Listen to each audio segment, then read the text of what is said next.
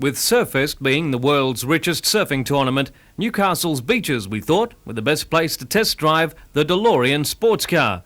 Made of brushed stainless steel, the car supposedly won't rust. It's powered by a 3.8-litre Volvo V6 engine, fuel injected with a transaxle rear end. And to those of you who aren't car enthusiasts, it means simply this car goes like the clappers. It's one of only two in Australia, and it's the first prize in a competition being run by the Pepsi soft drink people. The man who built this car was once a high-flying executive for General Motors in America. He decided a better quality car could be mass-produced. Unfortunately, he went bankrupt in the process in 1982. Mr. DeLorean also hit the news when he was accused of being involved in drugs dealings, charges of which he was later acquitted. Well, I don't quite know what DeLorean was trying to achieve, but what he certainly came up with was a dream car, I think, that certainly has become that way now because there are so few of them left. Certainly one very lucky person in Australia will be the winner of this particular car, and as such will have a unique automobile. At last it was my turn to take the car for a spin, and I chose our well-known hill climb circuit.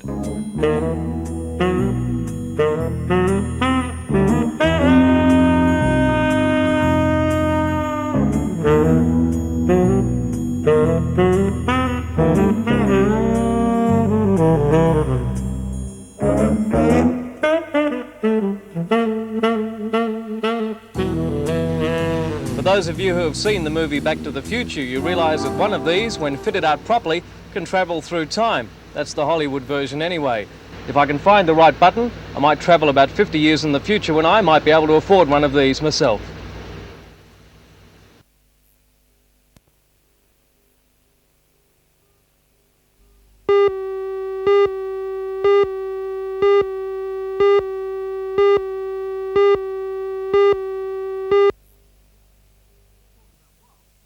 Talk about wild, talk about windy. Even the bikini girls and lifesavers were all rugged up. Well, almost all. But if there wasn't much action on the beach, out in the water there was plenty. The strong southerly swell was windblown and choppy, making it more than just a bit difficult for those trying to make it through the Coke Surf Trials and into the main event, this weekend's Steel International. There were 32 heats in today's first round of the Surf Trials, with more than 100 competitors. This morning, Californians Mark Mangan and Matt Archbold were surprise eliminations. But generally it was a day with few real surprises. As expected, Newcastle and Sydney surfers made the most of the conditions and featured throughout.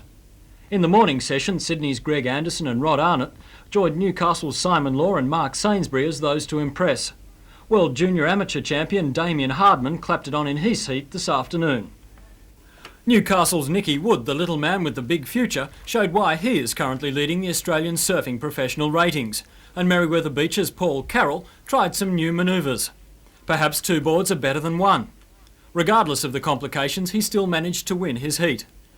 The way things are shaping up with the healthy swell, conditions for the main event this weekend should be excellent.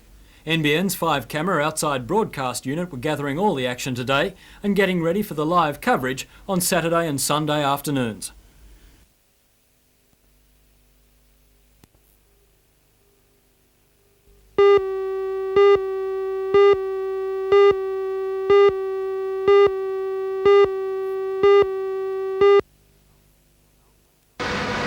Alcan's toxic waste dump at Kurri Kurri is only a few hundred metres from the centre of the plant, a grey-black hill that has been slowly growing since operations began here in 1969. The toxic waste comprises disused pot linings, which have been contaminated with fluoride and cyanide produced in the smelting process. The pot linings begin life looking like this, and 3 or so years later end up on the scrap heap. The cyanide and fluoride leach from the wastes when it rains, but the toxins don't get any further than these catchment ponds. Over time, evaporation takes its toll, and according to Alcan, no toxins find their way beyond the fence line. Alcan and the Tomago smelter are required to take regular measurements for contamination of the surrounding water table, a monitoring scheme described by the State Pollution Control Commission as the largest in the world. According to the Commission, no pollution has been detected over the last 16 years. 2 years ago, Alcan began burying some of the waste in disposal pits, very similar to those proposed for the Wallaroo site.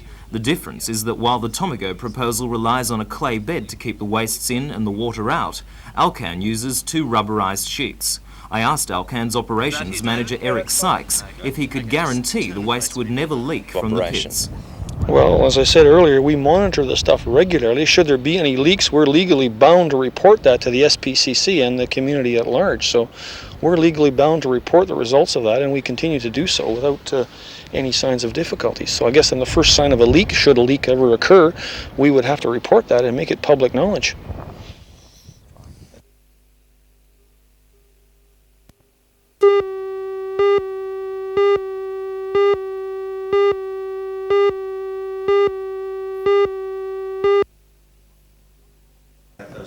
Dr Borden is one of Australia's leading exponents of educational innovation. He is head of the agricultural school at Hawkesbury Agricultural College, where he has implemented many of his educational ideas. At a meeting in Newcastle last night, Dr Borden discussed new directions for the education system. He described what areas of the system he believes are in most urgent need of attention. The one least in need of it are kindergartens and preschools. They seem to have got the message right. Highly creative, highly individualistic, helping children to explore their own worlds. It's the secondary system which is imposed on by the universities, which is imposed on by, I think, a misunderstanding by society that we want lots of little scientists running around. You say you're concerned with education through life. What exactly do you mean by that? It means that instead of seeing education as something that happens to us as if it were a commodity up to the age of 18 or 16 or 21 or whatever, and then stops, to me education is the process by which we are helped learn. So all the time we want to refine, and so that really is a lifelong process. What are your views on assessment? Very important, but assessment is something I as the learner want to do. In other words, I've learnt something, I'd like to check that out, whether that's useful or not. So I'll ask you, my teacher so-called, whether that's a fair enough interpretation, rather than you, the teacher, telling me what it is that I should know. I reject that, because how do you know what I need to know?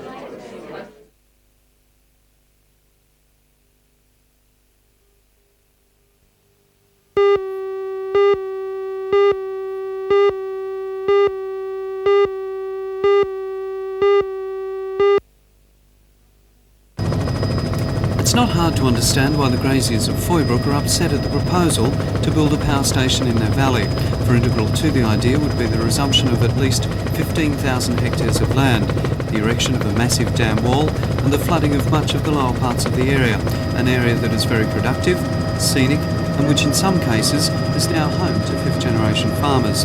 According to David Casbin of the Foybrook Power Station Rejection Group, about 26 properties would be affected and upwards of 150 people would be forced to leave their land, their homes and their livelihoods.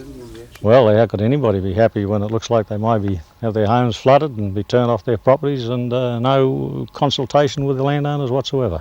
What is really infuriating them is the fact that 4 letters they've sent to the Electricity Commission have not been answered, and the only information they've been able to gather has been from geologists and surveyors who for the last year have been evaluating the lay of the land and its suitability for damming, and also from a Muswellbrook Shire Council submission endorsing the proposal on their behalf. Well, they treat us as though we don't exist, obviously. In their submission, they made the comment that because power stations don't pay rates, they think that the Commission should make some ex gratia payment to them to make up for the loss of rates. So they obviously don't mind losing rates. They don't mind losing rate payers, but they get upset about losing rates. Even though some of the people affected only moved to the area 5 years ago after being forced off their land to make way for the Glennies Creek Dam, the group says no one is against a third power station for the region. They argue, however, that if the water supply at nearby Lake Liddell was good enough to support the Bayswater and Liddell power stations, then why can't it now be utilised to service a third? Well, when you can't even get your own council to support you, what can you do? And this is the real thing that gets us upset. We're just of no consequence. What happens to these families doesn't matter to anybody. Families have been here for 5 generations and no one gives a damn. Right, thank you.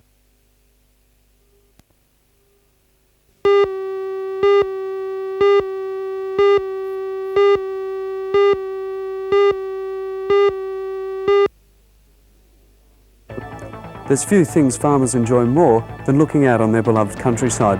Unfortunately for these people at Foybrook, they believe or fear their days of looking out are numbered. This valley may be flooded to make way for a power station. The details tonight in the NBN News at 6.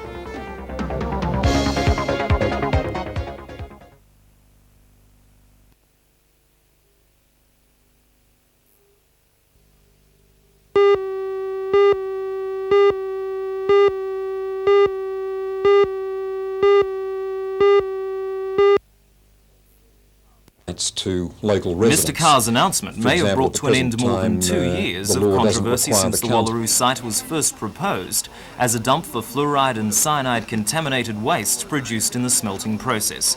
The dump proposal was subject to a public inquiry in March, at which residents said they feared contamination of the Grahamstown Dam water supply.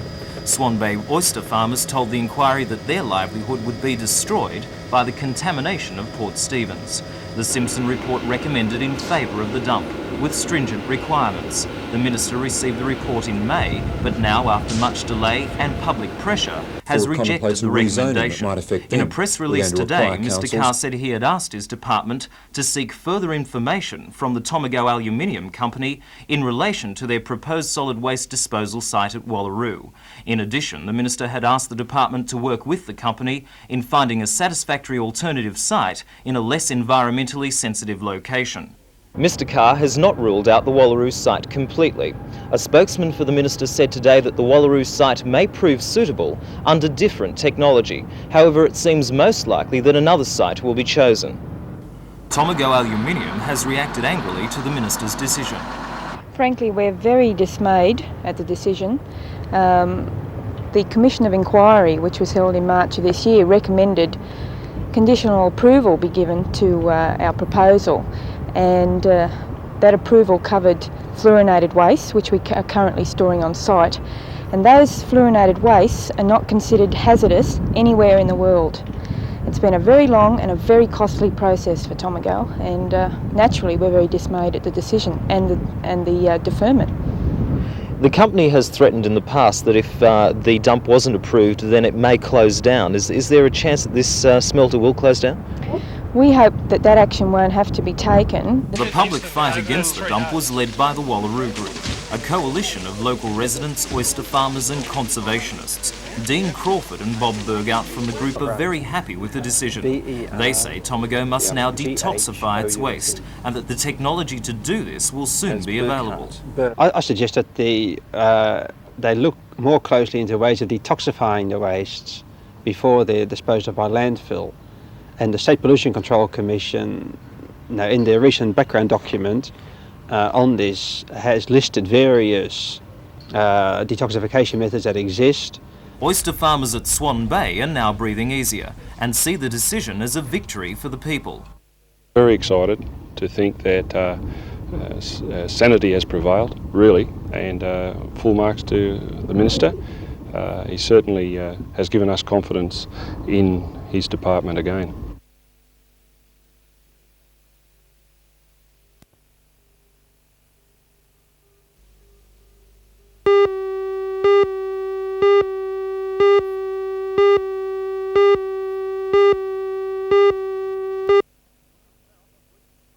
Looking south, a bleak scene, the hardiest of spectators wanting to be closer to the action clamber onto a rocky point. Bud Lamas of the United States, a determined contestant in Heat 4 of Round 4 of the quarterfinals. In yellow, the eventual heat winner Dave McCauley of Western Australia, working hard to get the most out of the conditions. This heat is representative of the day's surfing.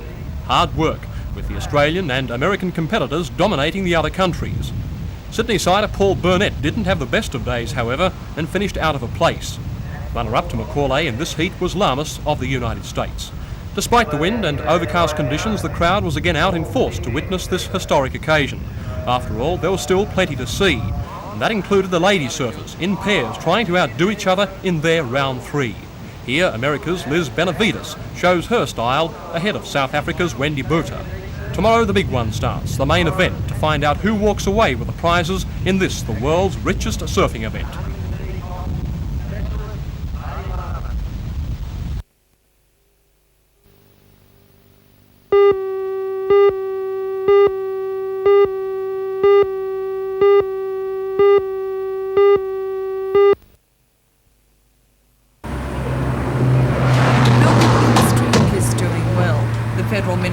council, Stuart West, has described it as the fastest growing industry in Australia, and the BWIU believes that the employers should pass on that newfound wealth. According to the union, the number of apprentices employed in the building industry has dropped by 59% in the past 4 years. And when this is added to the increasing youth unemployment, the BWIU says the employers are shrugging off their social responsibilities, and now it intends to force them to take action. We'll be putting it to employers that a decision that has been made by the union is based on our understanding of the need of the future of the building industry, and that is for every 5 tradesmen employed on building sites that there should be 1 apprentice employed. Now, whether he's a new apprentice or whether he's an apprentice that has a broken apprenticeship that's picked up to complete his apprenticeship, they're issues which we'll negotiate with the individual employers about that aspect of employment. But we believe that if there is to be a resistance by employers to recognising the problems that exist, then it will leave us no other alternative but to battle the issue out on the job. A spokesman from the Master Builders Association was unavailable for comment.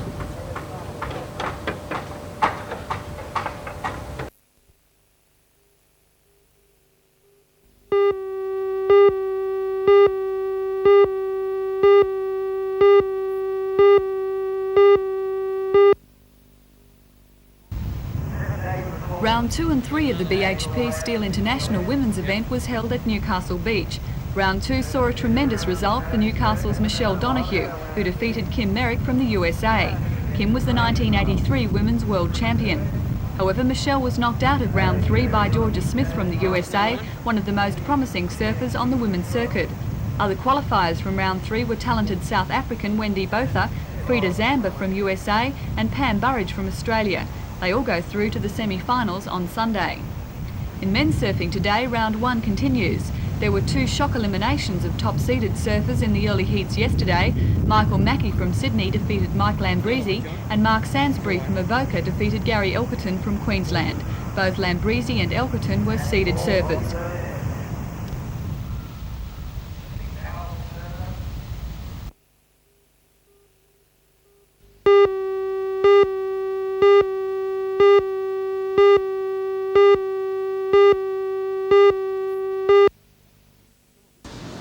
New facilities and upgrading existing ones is the present scene at the course. This huge $2.3 million lounge facility is a dramatic example of the Newcastle Jockey Club's efforts to bring the punter back in big numbers. The 2 grandstands either side of the lounge are being made more comfortable. Ceilings are being put in, and the old wooden bench-type seating is to be replaced with individual bucket seating. And it's not just the punter that the NJC has in mind. This new $340,000 wood chip training track on the inside of the course proper is almost ready for use. Any racegoer coming tomorrow will be able to see the fairly drastic steps that have been taken in refurbishing the existing paddock grandstand, and also they'll be able to gauge for themselves just what the long-term benefits will be as far as comfort and other facilities. And of course for the trainers themselves, you've got the new wood chip track, which will be open next week, but very much in place at the moment. Yes, John, it has been completed. The only thing we're waiting on now is the ability to be able to irrigate the track, which is a prime requisite in the operation of the facility.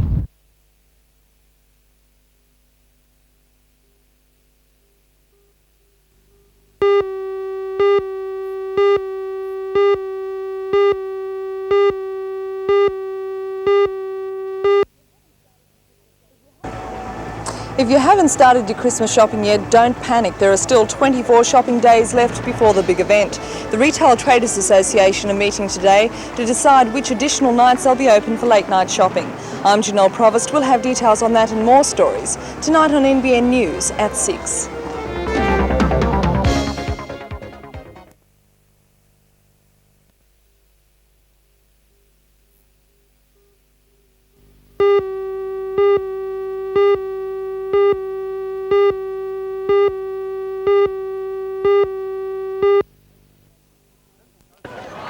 Central Coast under-18 football is strong. The combined under-18s this year took out the Country Divisional Championship, beating Western Division at Graham Park. There are presently 9 teams in the under-18 competition. Munmorah hoped to fill the bye, and they thought they had met all criteria to have a team admitted to the under-18s. Munmorah club officials are angry, but the Central Coast annual general meeting voted overwhelmingly against the application. The club in itself was disappointed. The parents, coach and manager and the kids were devastated. They just couldn't believe that they were knocked back. Well, how many boys are we talking about eligible to play under-18 football? 25 boys. 25 boys that have signed a petition to say that they'll play for Munmorah. Well, there must have been some reason, some good reason given by the Central Coast Rugby League as to why you were knocked back. I feel that the reasons they've given us are that we might deplete 2 other local teams in the area, and also that we might try and step into First Division, which isn't the aim at the moment. We just want to put an under-18 side in to give these boys a chance. Well, what sorts of guarantees can Munmorah give that they won't in fact drain 2 nearby clubs, Wyong and Tukli, I gather? Yeah, well, the 25 boys on the list are 25 Munmorah juniors or kids that haven't played before.